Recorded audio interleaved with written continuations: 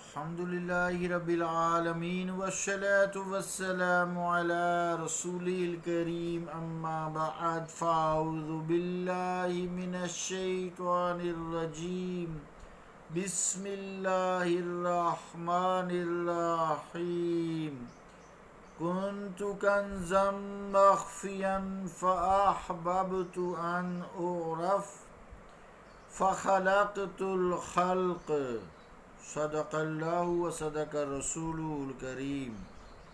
عزیزان گرامی قدر، السلام علیکم ورحمۃ اللہ وبرکاتہ۔ حدیث قدسی جو تلاوت کی ہے اس کا ترجمہ سماعت فرمائیں۔ کنت کنزا مخفیہ، اللہ کریم فرماتا ہے میں چھپا خزانہ تھا۔ فاحببت، پس میں نے پسند کیا، ان اعرف، تاکہ میں پہچانا جاؤں۔ فخلقت الخلق، پس میں نے مخلوق کو تخلیق کر دیا۔ اللہ اور اس کے رسول کا قول سچا ہے۔ اسی حدیث قدسی کے حوالے سے جو شعر چل رہا ہے حضرت معین الدین چشتی والد گرامی حضرت نصیر الدین نصیر چراغ گولڑا کے حوالے سے، اور ان سے ہی فیض یاب ہوتے ہوئے ہم سب انہی کی جو بک ہے راہ و رسم منزل ہا، اس سے استفادہ کر رہے ہیں۔ شعر یوں ہے: نمود اپنا جب کنز مخفی نے چاہا، فاحببت ان اعرف، اس نے سنایا تو وحدت نے کثرت میں جلوہ دکھایا، مگر ذات مخفی کی مخفی رہی ہے۔ یہ شعر تھا اور گفتگو چل رہی ہے، اور موضوع یہ یہاں ہم پہنچ چکے اب کہ اگر اللہ تعالیٰ نے جیسا کہ قرآن مجید میں بھی فرمایا ہے کہ هو الاول والآخر والظاہر والباطن، کہ وہی اول ہے، وہی آخر ہے، وہی ظاہر ہے، وہی باطن ہے، تو ظاہر باطن کی ضد ہے۔ دو صفتیں ہیں، ظاہر اور باطن۔ اگر ظاہر ہے تو باطن نظر نہیں آئے گا، اگر ظاہر ہے تو باطن نظر نہیں آتا، لیکن یقین کرتے ہیں۔ جیسے باطن کا مطلب پیٹ، اب ہم یہ سامنے فرنٹ سے کہہ دیتے ہیں، ظاہر کو دیکھ کے کہہ دیتے ہیں یہ پیٹ ہے، باطن ہے، حالانکہ ہمیں باطن نظر نہیں آ رہا، پیٹ کے اندر جو چیزیں وہ ہمیں نظر نہیں آ رہی، لیکن ظاہر کو دیکھ کے کہا کہ یہ باطن ہے۔ لیکن اللہ رب العالمین جو ظاہر ہوا ہے وہ ہمیں نظر نہیں آتا، حالانکہ وَنَحْنُ أَقْرَبُ إِلَيْهِ مِنْ حَبْلِ الْوَرِيدِ، تو وہ ہماری شاہ رگ سے بھی قریب ہے۔ تو اسی موضوع پر نصیر الدین شاہ صاحب فرماتے ہیں کہ مرزا عبدالقادر بیدل رحمۃ اللہ علیہ اور ناصر علی سرہندی رحمۃ اللہ علیہ کی ایک مکالمہ ہوا، گفتگو ہوئی۔ تو ناصر علی سرہندی جو ہیں یہ اگرچہ عمر میں حضرت بیدل رحمۃ اللہ علیہ سے بڑے بھی تھے اور فارسی کے قادر الکلام شاعر بھی ہیں، اور بڑی اللہ تعالیٰ نے انہیں صلاحیتیں بھی بخشی ہیں، مگر مرزا بیدل رحمۃ اللہ علیہ کو جو مبدائے فیض ہے، جو گنجینہ الفاظ و معانی عطا ہوا تھا، اس کا مقام کچھ اور ہی تھا۔ ایک دن بیٹھے ہوئے تھے تو ناصر علی سرہندی نے بیدل کے اس شعر پر اعتراض کر دیا۔ شعر یوں تھا، جو کل بھی پڑھا تھا، آخر میں ہم نے یہاں سے چھوڑا تھا کہ نشد آئینہ کیفیت ما ظاہر آرائی، نشد آئینہ کیفیت ما ظاہر آرائی، نہا ما ندیم چو مانا بچندی لفظ پیدائی۔ ترجمہ کیا ہے کہ ہمارا ظاہر ہماری حقیقی کیفیت کو کھول نہیں سکا، ہم اتنی وضاحت کے باوجود بھی لفظ میں معنی کی طرح پوشیدہ کے پوشیدہ ہی رہے۔ اس پر ناصر علی کا اعتراض یہ تھا کہ جب ایک چیز کی وضاحت اور اس کا ظہور ہو گیا ہے تو پھر اس چیز کے پوشیدہ رہ جانے کا کیا مطلب ہے؟ یعنی یا تو یہ کہو کہ شے کا ظہور ہوا ہی نہیں ہے، مگر بچندیں لفظ پیدائی سے کہا کہ اس کا مطلب تو یہ ہے کہ وہ شے پہلے عالم خفا میں تھی مگر اب وہ پیدا ہو کے ظاہر ہو گئی، بچندی لفظ پیدائی، تو جب ظاہر و پیدا ہو گئی پھر اسے پوشیدہ کیسے کہا جائے؟ بات تو بڑی عقل کو لگتی ہے۔ مراد یہ تھی ناصر علی سرندی رحمۃ اللہ علیہ کی کہ جس شے کا اب اظہار ہو گیا ہے وہ پہلے پوشیدہ تھی، اب اظہار ہو گیا ہے، جس طرح اس کی حالت پوشیدگی پر لفظ اظہار کا اطلاق درست نہیں، یعنی اگر وہ پوشیدہ ہے تو ظاہری ہے بات اس پہ پوشیدہ کا لفظ کا اطلاق ہوگا، اگر ظاہر ہے تو ظاہر کا اطلاق ہوگا۔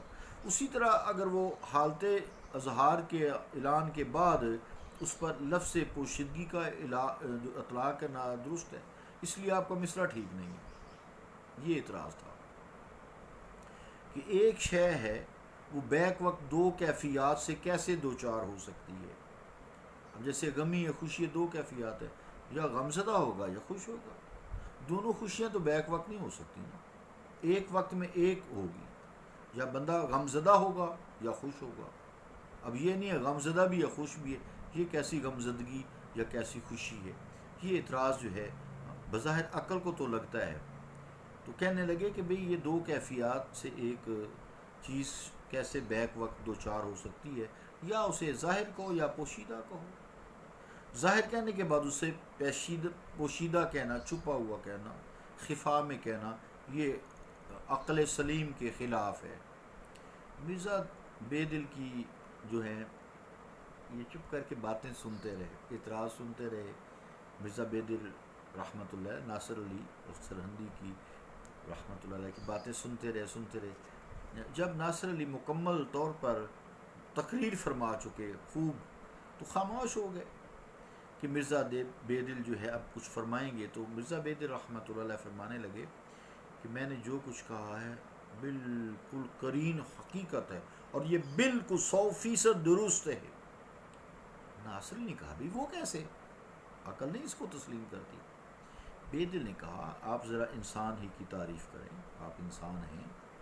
ناصر نے کہا کہ اس میں عقل ہوتی ہے، وہ بولتا ہے، وہ سنتا ہے، وہ چلتا ہے، وہ کھاتا ہے، وہ پیتا ہے، سوتا ہے، جاگتا ہے، وغیرہ وغیرہ، زندہ ہے، یہ اس کی شکل ہے، دو آنکھ، جتنی بھی تعریف۔ اسی طرح کافی ساری 10-12 جب صفات گنوا چکے تو خاموش ہو گئے۔ تو بے دل نے کہا کہ کیا آپ نے انسان کی مکمل جامع تعریف کر دی ہے کہ ہم سمجھ لیں کہ بس یہی انسان ہے، صرف اسی انسان کو انسان کہتے ہیں، اس کے علاوہ اس میں کوئی صفت نہیں ہے؟ ناصر نے کہا نہیں، اور بھی اس میں صفات ہوتی ہیں۔ پھر اور صفات گنوانا شروع ہو گئے۔ جب صفات سوچ کے گنواتے گئے 60-70 کے قریب جیسے ہو گئیں، تو بے دل نے بڑی خاموشی سے وہی فکرہ دہرایا کہ آپ کے بیان کردہ انسانی صفات کی جو فہرست ہے کیا مکمل ہے؟ کوئی اور صفت رہ تو نہیں گئی جو انسان میں پائی جاتی ہے یا پائی جا سکتی ہے؟ تو ناصر علی کہنے لگے کہ بھئی بات یہ ہے کہ انسانی صفات کا دائرہ تو بہت وسیع ہے، اس کا احاطہ، اس کا گننا شمار کرنا تو ممکن نہیں ہے۔ اب بے دل رحمۃ اللہ علیہ نے کہا کہ میرے شعر کا مضمون بھی یہی تھا کہ اتنی وضاحت کے باوجود انسان کی حقیقت پوشیدہ کی پوشیدہ رہ گئی ہے۔ ہمیں انسان کی جن صفات کا علم ہے یہ ضروری تو نہیں کہ اس کے بعد دائرہ صفات کو ختم سمجھا جائے۔ وَفَوْقَ كُلِّ ذِي عِلْمٍ عَلِيمٌ، قرآن کی آیت ہے، اور ہر علم والے سے زیادہ علم والا موجود ہے۔ اس آیت کے تحت جس انسان کا علم جتنا زیادہ ہوگا اس پر دائرہ صفات انسانی اسی قدر وسیع ہوتا چلا جائے گا۔ عام انسان کی صفات جب گنوائی نہیں جا سکتی اور حتمی کوئی حکم بھی نہیں لگایا جا سکتا، اس کے بعد صفات انسانیہ کا وجود ممکن نہیں ہے تو انبیاء کی صفات کون گنوا سکتا ہے؟ اور پھر خود ذات باری تعالیٰ جو صفات کو عطا کرنے والا ہے، وحدہ لا شریک ہے، وہ کسی کا محتاج بھی نہیں ہے، اس کی صفات کیسے پوری ہوگی، گنوائی جا سکتی ہیں؟ وہ تو پوشیدہ ہی ہے۔ تو ان صفات میں من کل الوجوہ ادراک اور احاطہ کون کر سکتا ہے؟ کلی طور پر کوئی بھی نہیں کر سکتا۔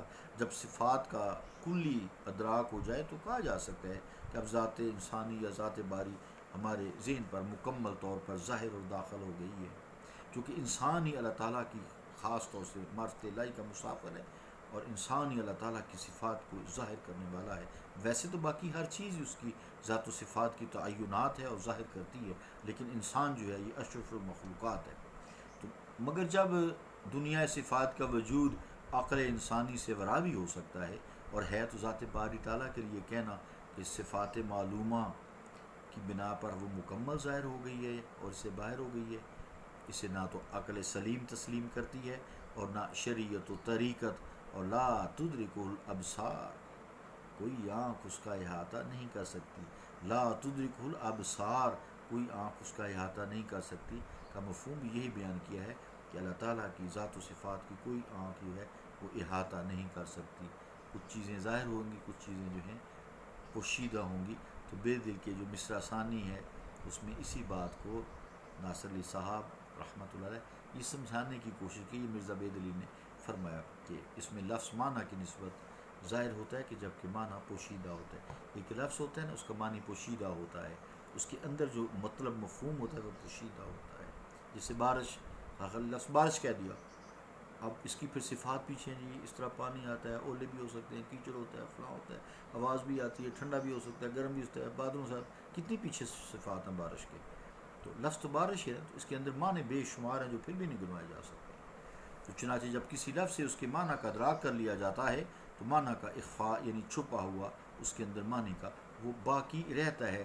اس کی دلیل اس کا سمجھ میں آ جانا ہے، مگر کیا کیا جائے، یہاں تو الٹی گنگا ہی بہتی ہے۔ سمجھ میں آ جانے کے باوجود بھی لفظ میں اس معنی کی پوشیدگی بدستور قائم رہتی ہے۔ اس کی دلیل یہ ہے کہ اگر وہ ایک بار سمجھ میں آ جائے، اس کے بعد لفظ پوشیدہ نہ پایا جائے تو انسان صرف ایک مرتبہ ایک لفظ سے اس کا معنی سمجھ سکتا ہے، دوسری مرتبہ یا 10,000 مرتبہ بھی جب ایک لفظ سے وہی معنی سمجھ میں آتے ہیں، اس کا مطلب یہ نکلا کہ معنی پوشیدہ کی کیفیت سے نکلتا بھی نہیں اور نکلتا بھی ہے، دونوں مطلب ہو گئے۔